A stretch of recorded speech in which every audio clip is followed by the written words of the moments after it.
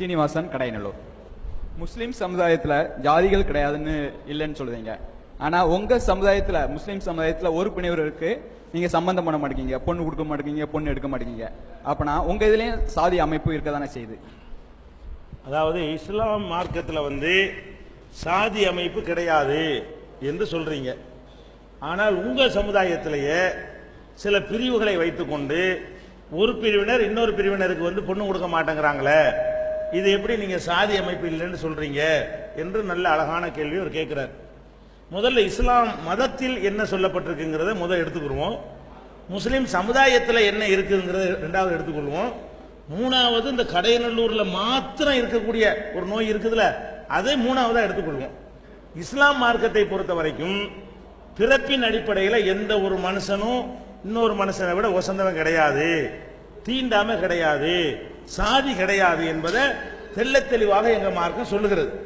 எந்த அளவுக்கு சொல்லுதுன்னு கேட்டா, இன்றைக்கு ஒருவர் இஸ்லாத்தை ஏற்றுக்கொண்டு அவர் எவ்வளவு தாழ்த்தப்பட்ட அடித்தட்டு மனிதனாக இருந்தாலும் ஏற்றுக்கொள்வாரேயானால், அவர் இந்த தொழுகை நடத்துகிற சட்டத்தை படித்துக் கொள்வாரேயானால், அவர் எங்களுக்கு முன்னாடி நின்று தொழுகை நடத்த அவரை பின்பற்றி நாங்கள் தொழுவோம்.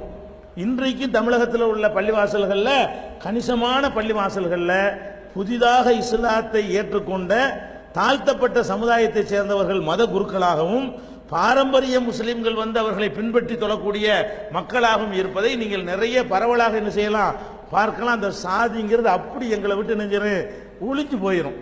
அதனால தான் பள்ளிவாசல் அன்றாடம் தொழுகையில் நிற்கிறோம். ஒருத்தரோட ஒருத்தர் தோளோட உரசிக்கிட்டு நெருக்கி கொண்டு நிற்கணும்னு எங்க சட்டம் இருக்குது. இப்படி நின்று நின்று நின்று பழவி எங்க மனசுல இவன் என்ன ஜாதி இவன் என்ன ஜாதிங்கிறது கம்ப்ளீட்டா நெஞ்சிருச்சு எடுக்கப்பட்டு போய்விட்டது. பள்ளி வாசல்களில் இந்த முறை எங்கேயும் நீங்கள் பார்க்க முடியாது. யார் வர்றார் அவர் முதல்ல, யார் ரெண்டாவது வர்றார் அவர் ரெண்டாவதுங்கிற அடிப்படையில் தவிர எவ்வளவு பெரிய ஆளா இருந்தாலும் நாங்கள் மரியாதை கொடுக்க மாட்டோம் பள்ளிவாசல் வழிபாட்டு முறைகள்ல. உதாரணத்துக்கு சொல்வதாக இருந்தால், நம்ம இந்தியாவில் முஸ்லீம் ஜனாதிபதிகள் 3 பேர் இருந்திருக்கிறாங்க. டாக்டர் ஜாகிர் ஹுசேன் அவர் இந்தியாவுடைய ஜனாதிபதியாக இருந்தார். ஃபஹ்ருதீன் அலி அகமது இந்தியாவுடைய ஜனாதிபதியாக இருந்திருக்கிறார். இப்ப அப்துல் கலாம் ஜனாதிபதியாக சென்ற முறை இருந்தார். 3 முஸ்லீம் ஜனாதிபதிகள் நம்ம சுதந்திர இந்தியாவில் இருந்திருக்கிறாங்க. இந்த 3 பேருக்குமே ஒரு அனுபவம் ஏற்பட்டது. 3 பேருக்குமே அவங்க பெருநாள் தினத்தில் தொழுவதற்காக டெல்லி ஜாமியா மஸ்ஜித் ஜும்மா மசூதிக்கு வருவாங்க. அவங்க வரும்போது என்ன செய்வாங்க, நம்ம ஜனாதிபதி தரேன்னு சாதாரணமாக லேட்டாக வருவாங்க. வந்தா பள்ளிவாசல்லாம் ஃபுல்லா நிறைஞ்சு போயிடும். நிறைஞ்சிட்டா பிந்தி வந்தவங்க வெளியெல்லாம் நிக்கணும், உள்ளுக்குள்ள இடம் இருக்காது. வெளியில ஓப்பன் பிளேஸ்ல தலையில வெயில் விழுவும். அப்படிதான் 3 பேர் நிப்பாட்டினாங்க. ஜனாதிபதி வர்றாரு உள்ள விடுங்க, யாரும் சொல்லவும் கிடையாது, அவங்களும் கேட்கவும் கிடையாது. வந்தா நாங்க விடவும் மாட்டோம். யாராவது உள்ள ஜனாதிபதி வர்றாருன்னு சொன்னா வேலையை பார்த்து போய் ஜனாதிபதினா வரணும், வந்தா தான் இடம், பின்னாடி வந்தவருக்கு பின்னாடி உள்ள இடம் தான் சொல்லி முஸ்லிம் சமுதாயம் அப்படி நடந்து கொண்டது. இந்த 3 ஜனாதிபதிகளும் அது கட்டுப்பட்டார்கள். எனக்கு முதல் மரியாதை கூட, நான் முக்கியமான ஆளு என்ற 3 பேர்ல யார் என்ன செஞ்சல கேட்டது கிடையாது. கேட்டாலும் நாங்கள் விட மாட்டோம். இங்க உங்க ஊருக்கு ஒரு மந்திரி வர்றாருன்னு, இங்க முஸ்லீம் மந்திரி இருக்காரு, மைதீன் கான் வர்றாரு, அவர் லேட்டா வந்தாருன்னா கடைசிலாம் நிக்கணும், பள்ளிவாசல்ல வரிசை விட மாட்டோம். இந்த அளவுக்கு எங்க மார்க்கம் அவ்வளவு தெளிவாக இருக்கிறது, மாற்று கருத்து கிடையாது. அதே நேரத்தில் சில தொழில்கள் செய்த வகையில எங்களுக்குள்ள சில பிரிவுகள் ஏற்பட்டது. அது மதத்தினால ஏற்பட்டது கிடையாது. சில தொழில்கள், மரைக்காயர்னு சொல்லுவாங்க. மரைக்காயர்னா மரக்கலாயர் என்பது மரைக்காயர்னு மாறுது. மரக்களத்தின் மூலம், மரக்களம்னா தோணி, படகு, கப்பல், அதன் மூலமாக வியாபாரம் செய்த காரணத்தினால் அவங்க மரக்கலாயர்னு சொல்லப்பட்டாங்க. அது அவங்களுக்கு சரி. இப்ப இவன் மரக்களத்தில் ஏற மாட்டாங்கிறான், இவன் அது பேர் மாதிரி ஆக்கிட்டான். இது தப்பு. மரக்களத்தை ஓட்டிக்கிட்டு இருந்தவன மரக்கலாயர்னு சொன்னா அதை ஏத்துக்கலாம். மரக்களத்தை ஓட்டாதவன் இணைஞ்சிடான், நானும் மரைக்காருங்கிறான். இது ஏற்றுக்கொள்ள முடியாது. இது இவன் முட்டாள்தனமா எங்காலும் செய்யக்கூடிய தப்பு. அதே மாதிரி ராவுத்தன்ங்கிறாங்க. ராவுத்தன்டா என்ன, குதிரைக்கு ட்ரைனிங் கொடுக்கறவன ராவுத்தன்பாங்க. யானைக்கு ட்ரைனிங் கொடுத்தா மாவுத்தன் சொல்லுவாங்க. குதிரைக்கு பயிற்சி அளிக்கிறவனுக்கு பேர் என்னது, ராவுத்தன். அந்த மாதிரி முஸ்லீம் எங்க முன்னோர்கள் சில பேர் என்ன பண்ணாங்க, பாண்டிய மன்னர்கள், சோழ மன்னர்களுக்கெல்லாம் அரபு நாட்டிலிருந்து குதிரைகளை இறக்குமதி பண்ணி அதை பயிற்சி கொடுத்து ராணுவத்துக்கு ஏற்றவாறு, மன்னர்கள் சவாரி செய்வதற்கு ஏற்றவாறு அதை ட்ரைனிங் கொடுத்து விற்பனை செய்வாங்க. இந்த வேலையை செஞ்சவங்க ராவுத்தர்னு சொல்லப்பட்டாங்க. இது முஸ்லீம்கள் நிறைய பேர் செஞ்சாங்க. ஆனா இப்ப குதிரை அவன்கிட்ட கிடையாது, ராவுத்தன் இருக்கிறான். நாங்க அந்த ராவுத்தர் இந்த ராவுத்தர் குதிரையை பக்கம் போக மாட்டேங்கிறான். அப்ப குதிரையை ஓட்டிக்கிட்டு இருக்கும்போது ராவுத்தர்னா அது நியாயம் இருக்குது, மரக்களத்தில் ஓட்டிட்டு இருக்கும்போது மரக்கலாயர்னா அதுக்கு ஒரு அர்த்தம் இருக்குது.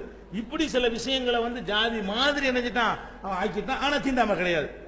மரக்காயர் ராவுத்தர் பொண்ணு கொடுப்பாங்க, ராவுத்தர் மரக்காயர் வீட்டில் பொண்ணு எடுப்பாங்க. இந்த மாதிரியான பிரிவுகள்லாம் இருக்கிறது.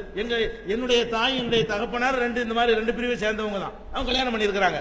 நானே அப்படித்தான் பிறந்திருக்கிறேன். எங்க சமூகத்தில் மரைக்காருக்கு ராவுத்தர் பொண்ணு தர மாட்டோம், ராவுத்தருக்கு மரைக்கார் பொண்ணு தர மாட்டோம் என்கிற மாதிரியான நடைமுறைகள் எல்லாம் இந்தியாவிலேயோ தமிழகத்திலேயோ எங்கேயுமே கிடையாது.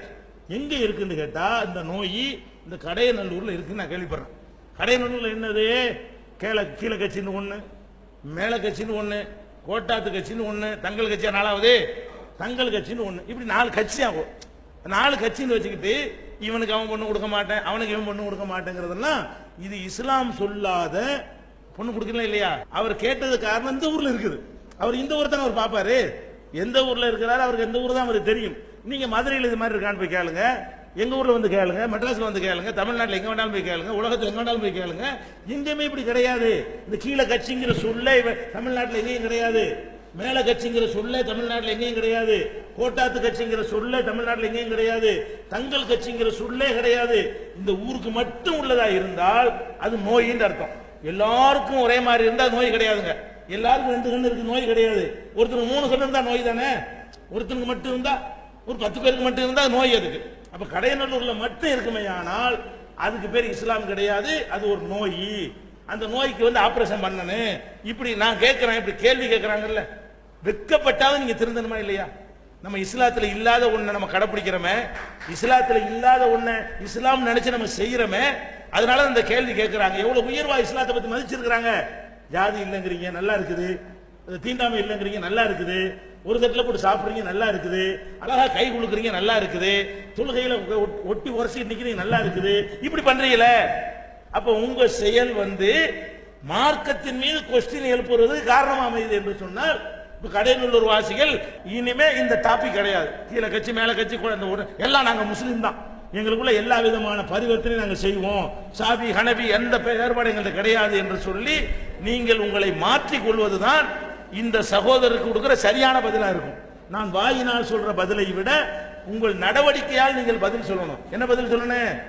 எங்கள்கிட்ட இனிமே கிடையாது, நாங்கள் ஒழிச்சிட்டோம் என்று உங்களுடைய நடவடிக்கையை மாற்றி அந்த பதிலை அவருக்கு சொன்னால்தான் அது சரியான பதிலா இருக்கும். நீங்க அடுத்த தடவை இந்த நிகழ்ச்சி நடத்தும் போது அவர் கேட்கணும், என்ன கேட்கணும்? ரொம்ப சந்தோஷம், என்னால் இந்த கடையநல்லூர்ல ஒரு மாற்றத்தை காண்கிறேன், உண்மை இஸ்லாத்தை உங்க ஊர் மக்கள் கடைபிடிச்சிட்டாங்க என்று அவர் சொல்லக்கூடிய வகையில் நீங்கள் மாறணும் என்று உங்கள்ட்ட கோரிக்கையா வச்சுக்கிறேன்.